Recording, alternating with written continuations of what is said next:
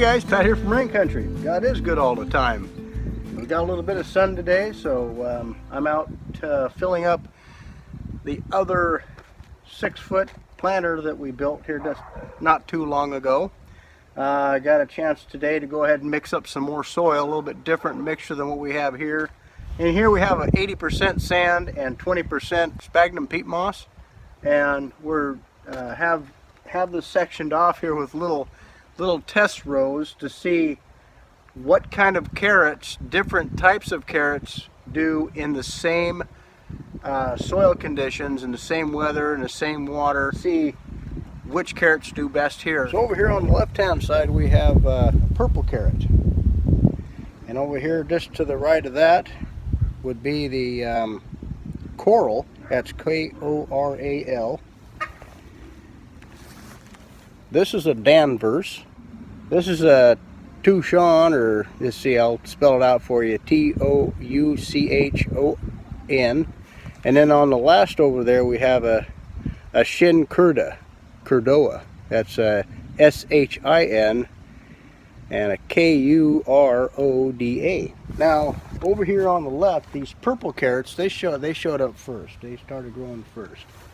And we have these carrots here are kind of sparse, but the Danvers, they're starting to look pretty good. I see a couple, maybe 2 or 3 sparsely in the last 2 over there.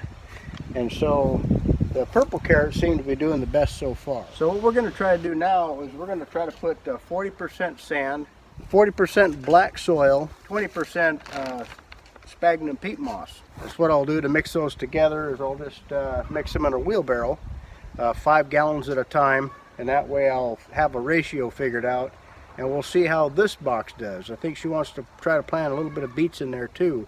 She's got beets planted around the perimeter of the box, but if we plant beets inside the box with a different soil condition, that'll help us to determine, which soil mixture is the best.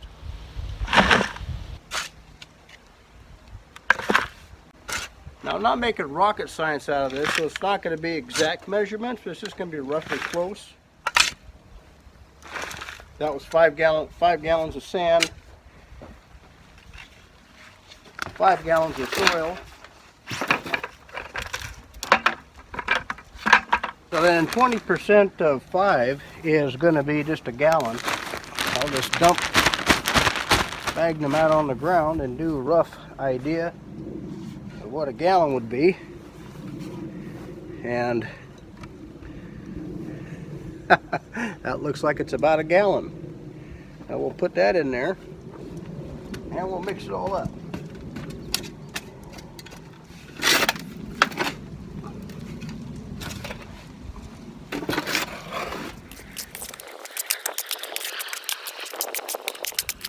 And so that's what it looks like up close.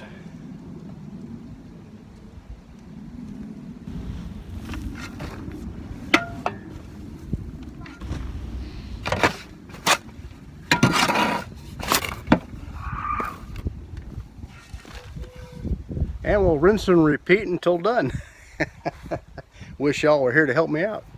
Well, I finished this out earlier today, but we had jets and we got busy doing other things, so I thought I'd come back and show you that the box was filled, and we're going to go ahead and plant some more carrots in here.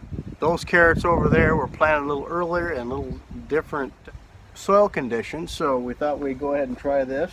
She might grow some beets in here, and we'll see how it goes, and hopefully this will give you guys some ideas. Leave some comments in the comment section below as to how you grow carrots and beets. Hope this helps out somebody.